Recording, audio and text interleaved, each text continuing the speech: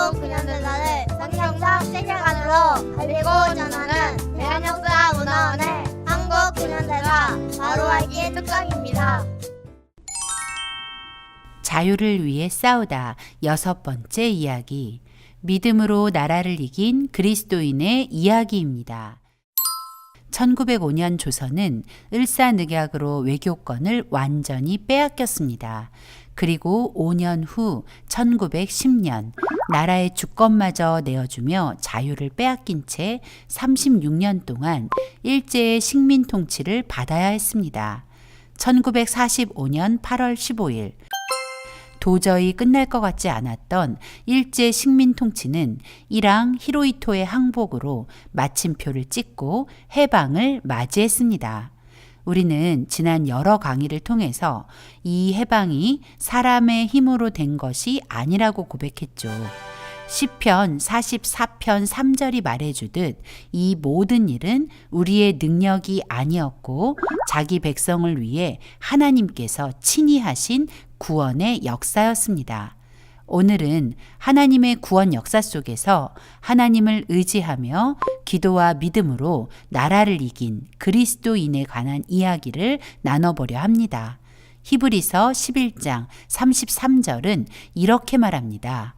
그들은 믿음으로 나라들을 이기기도 하며. 성경에는 거대한 적이나 핍박에 맞서는 하나님의 자녀들에 관한 이야기가 가득합니다. 그들은 적들에 비해 약하고 무능력해 보입니다.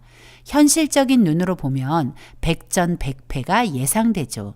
그러나 놀랍게도 그 초라한 사람들은 전능하신 하나님을 의지하는 순간 강한 용사로 돌변합니다.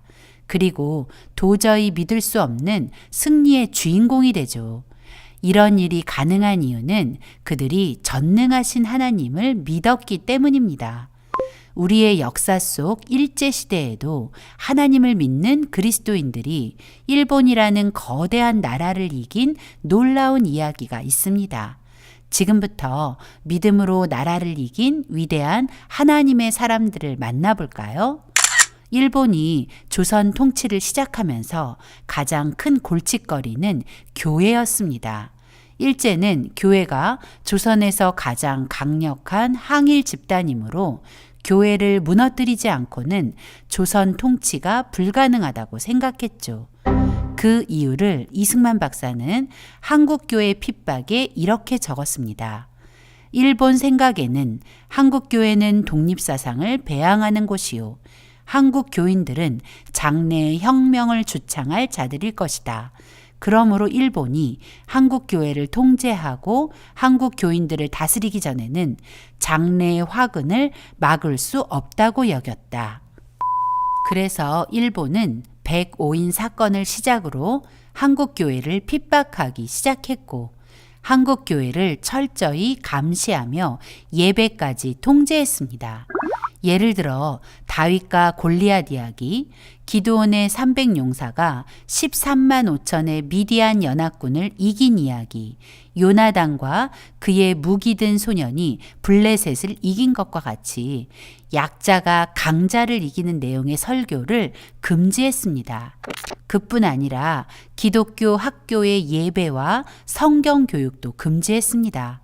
또 여름 수련회도 금지하고 주일 저녁 수요 예배도 금지, 그리고 사도신경 고백도 금지했습니다. 일본이 이렇게까지 한국 교회를 통제한 것을 보면 한국 교회가 일본에게 상당히 두려운 존재였던 것이 분명합니다. 이런 사실로 미루어 볼 때 일본의 한국 교회의 핍박은 영적 전쟁이라는 것이 더 분명해집니다. 일본의 무단 통치가 절정에 다다른 1919년 3월 1일 대한의 독립을 갈망하는 만세운동이 일어났습니다. 민족 대표 33인이 태화관에서 우리는 이에 우리 조선이 독립된 나라임과 조선 사람이 자주적인 민족임을 선언한다는 독립선언서를 낭독한 후 파고다 공원에서 대한의 독립을 간절히 호소하는 만세 함성이 울려 퍼졌습니다. 3.1운동 당시 조선 인구는 1679만 명이었는데 인구의 12%에 해당하는 연 인원 200만이 넘는 조선 사람이 이 거룩한 거사에 참여했습니다. 3월 1일에 시작된 만세운동은 4월 말까지 전국 각지로 퍼져갔습니다. 전국 218개 부군 가운데 212개 부군에서 1542건의 만세 시위가 일어났죠. 3.1운동의 전 과정에서 한국교회와 성도들이 중추적인 역할을 했다는 사실을 아시나요?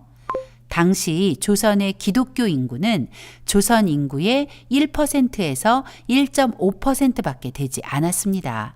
그런데 도대체 어떤 근거로 3.1운동의 주동 세력이 한국교회라고 말하는지 궁금하시죠? 지금부터 그 근거를 말씀드리겠습니다. 먼저 잘 알려지지는 않았지만 독립선언 중 가장 먼저였던 2.1 무호 독립선언이 있었습니다. 2.1 무호 독립선언을 주도했던 것은 이승만 박사를 비롯한 기독교인들이었습니다. 그리고 일본 도쿄에서 2.8 독립선언에 서명했던 한국인 모두가 기독교인이었습니다. 더구나 이들은 이승만 박사가 인도한 도쿄 YMCA 전도 집회에 참석했던 사람들이기도 하죠. 또 2월 간도 지린에서 발표된 대한독립여자선언서도 한국 기독교 여성들이 발표한 것이었습니다. 독립선언서 문구 중 의리의 전신갑주를 입고 실력의 방패와 열성의 비수를 잡고 유진무퇴하는 신을 신고 일심으로 일어나면 과 같은 문구는 에베소서 6장 10절 이하를 인용했다는 것을 알 수 있죠.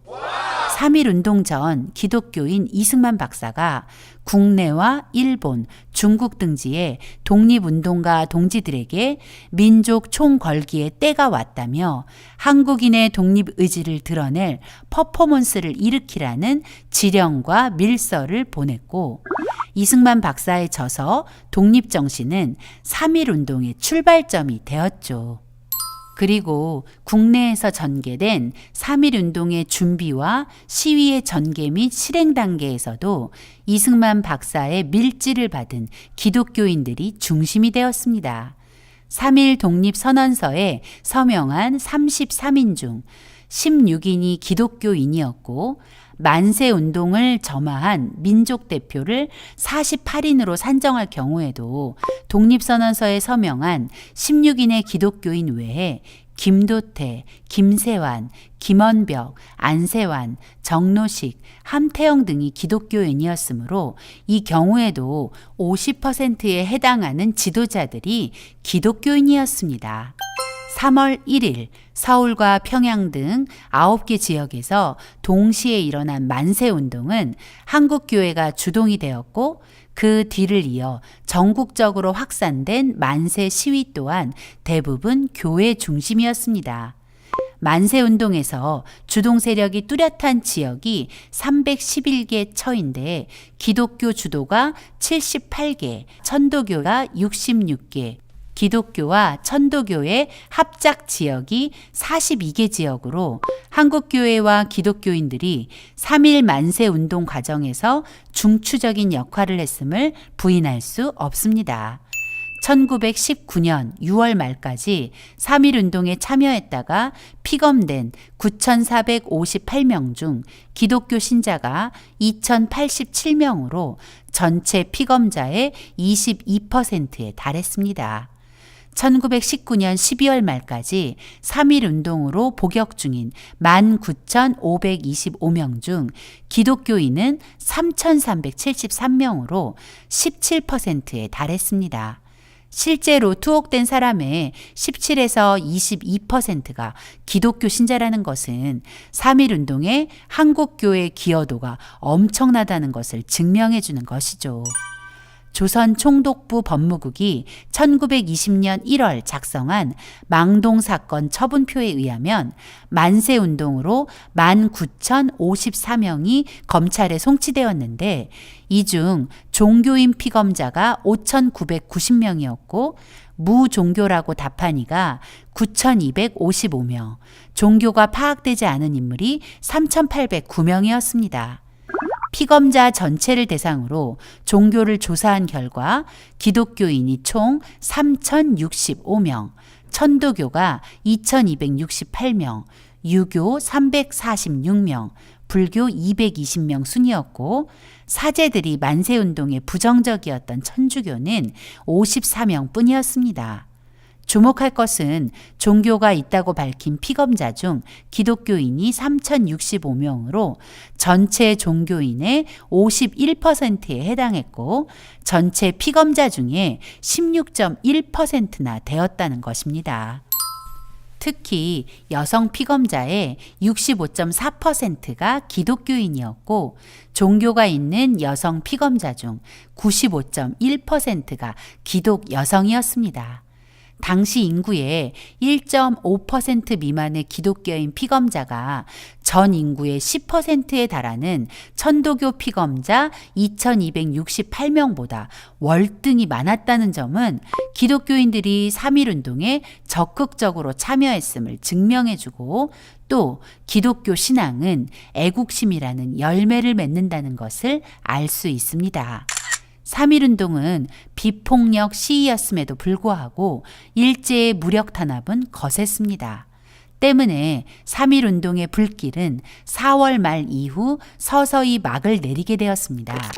그 과정에서 3월 1일부터 5월 말까지 사망자가 7,509명이었고 그중 기독교인이 3,300명이나 되었습니다.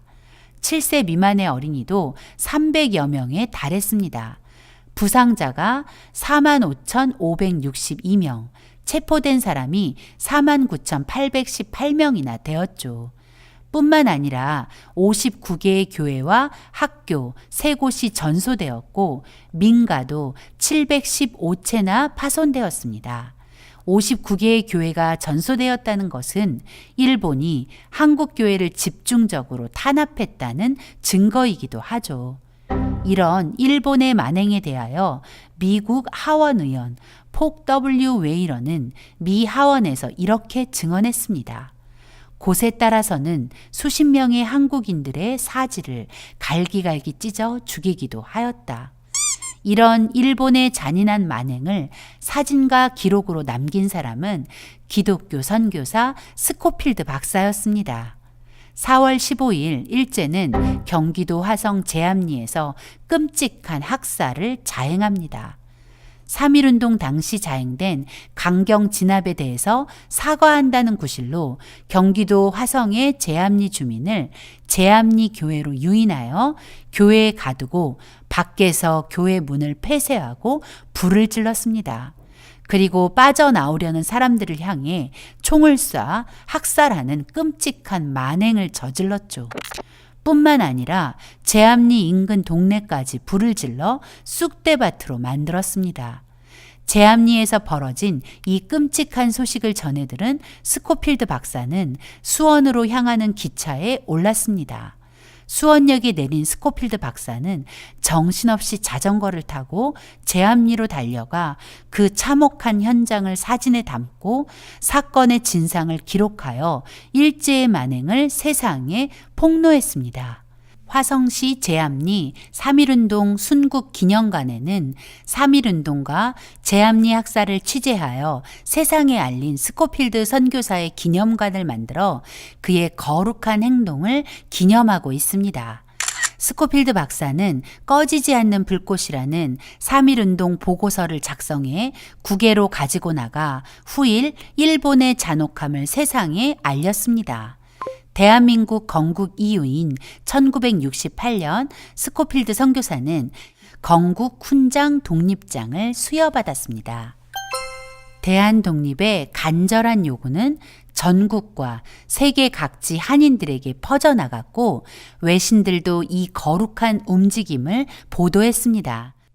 가장 먼저 3.1 운동의 소식을 전한 외신은 미국의 오클랜드 트리뷴이었습니다. 한국이 세계의 독립을 요구하다라는 제목으로 1919년 3월 10일 조선의 마음을 세상에 전했죠. 에드버타이저는 3.1운동 독립선언서를 영문으로 번역해 조선의 독립의지를 세상에 전달했고 여러 나라의 외신도 3.1운동의 간절한 마음을 전했습니다. 3.1운동에서 우리가 기억하고 기념할 사람 중 유관순 열사를 빼놓을 수 없습니다. 유관순 열사는 3.1운동 당시 17살의 소녀였습니다. 한창 앳된 고등학교 1학년 소녀였죠. 17살 유관순 열사는 비록 어린 나이지만 나라의 독립을 위해 1919년 3월 1일 기꺼이 만세운동에 참여했습니다. 그리고 3월 5일 학생들을 중심으로 지금의 서울역 앞에서 다시 만세 시위가 전개되었을 때도 그 자리에 있었고 일본 경찰에게 체포되기도 했습니다. 다행히 선교사들의 강력한 항의로 풀려나게 되었죠. 일제는 거듭되는 시위를 막고자 3월 10일 모든 학교에 일제히 휴교령을 내렸고 유관순 열사는 고향 병천으로 돌아와야 했습니다. 고향에 돌아온 유관순 열사는 모든 것을 체념하고 포기한 것이 아니라 오히려 고향을 깨우기 시작했습니다. 그녀가 고향에 돌아온 주일 저녁 약 20명이 모인 자리에서 이 어린 소녀는 당돌하게도 3월 1일 서울과 같이 이곳에서도 만세운동을 해야 한다고 제안합니다. 우리도 죽은 듯 가만히 있을 수는 없습니다. 독립선언서에 최후의 1인까지, 최후의 일가까지 민족의 정당한 요구를 흔쾌히 발표하라고 했는데 우리도 이제 그 일을 해야겠습니다. 17살 소녀의 당찬 외침은 어른들의 마음을 움직였고 그렇게 병천 아운의 장터에 만세운동이 시작되고 있었습니다. 유관순 열사는 그리스도께서 우리를 자유케 하려고 자유를 주셨으니 그러므로 굳세게 서서 다시는 종의 멍에를 매지 말라는 갈라디아서 5장 1절을 암송하면서 멀고 가까운 마을을 찾아다니며 만세운동 참여를 권했다고 합니다. 드디어 거사를 하루 앞둔 날 그녀는 매봉산 봉화대 앞에서 이렇게 기도합니다. 오 하나님이시여 이제 시간이 임박하였습니다. 원수 일본을 물리쳐 주시고 이 땅의 자유와 독립을 주소서. 내일 거사할 각 대표에게 더욱 용기와 힘을 주시고 이 땅이 이 민족의 행복한 땅이 되게 하소서. 주여 같이 하시고 이 소녀에게 용기와 힘을 주옵소서. 대한독립 만세! 대한독립 만세! 1919년 4월 1일 음력으로 3월 1일 정오 아운의 장터에 약 3,000명의 사람이 모였습니다. 손에 태극기를 든 사람들의 만세 함성이 아운의 장터에 가득했습니다. 일제는 무력으로 이 비폭력 시위를 진압했습니다. 이 과정에서 유관순 열사의 부모님이 일제의 강경 진압으로 죽임을 당했고 유관순 열사도 체포되어 천안 헌병대로 끌려갔다가 공주 형무소에 수감되어 재판을 받고 7년형을 선고받았습니다. 이 형량은 어처구니 없는 처분이었죠. 유관순 열사는 이 결과에 승복할 수 없어 항소했고 서울 서대문 형무소로 이감되어 2심 재판을 받습니다. 6월 30일 2심 재판에서 3년으로 그 형기가 줄었고 또 영친왕의 결혼으로 특별 사면령이 내려져 형기가 1년 6개월로 줄어들게 되었죠. 1년 6개월만 잘 참고 있으면 곧 출소할 수 있었습니다. 그러나 이듬해인 1920년 3월 1일 서대문 형무소 여자 감옥에서는 1919년 3월 1일의 만세운동을 기념하며 다시 한번 대한의 독립을 바라는 만세의 함성이 폭발했습니다. 여자 감옥에서 시작한 만세 함성은 남자 감옥으로 그리고 서대문 형무소 주변까지 퍼져나갔고 그 일로 유관순 열사는 입에 담을 수 없는 수치스럽고 지독한 고문을 당했습니다. 극심한 고문으로 그녀는 죽음의 문턱에 이르게 됩니다. 유관순 열사는 일제의 고문으로 1920년 9월 19일 18살의 어린 나이에 석방 3개월을 앞두고 서대문 형무소에서 순국했습니다. 일본은 그녀의 장례식에 사람들이 모이지 못하게 했고 장례식은 쓸쓸하고 초라했지만 천국에서는 예수님의 엄청난 환영을 받았을 것입니다. 유관순 열사는 재판 때마다 늘 나라에 바칠 목숨이 오직 하나밖에 없는 것이 이 소녀의 유일한 슬픔입니다 라고 말했다고 합니다. 한창 친구들과 소란스런 수다를 떨며 환하게 웃고 사춘기에 유세를 부려야 할 나이에 유관순 열사는 나라를 위해 기꺼이 자신의 목숨을 바치는 것을 두려워하지 않았습니다. 이 소녀가 바로 히브리서 11장 33절에 믿음으로 나라를 이긴 그 사람이었습니다. 믿음으로 나라를 이긴 그리스도인은 다음 시간에 계속됩니다.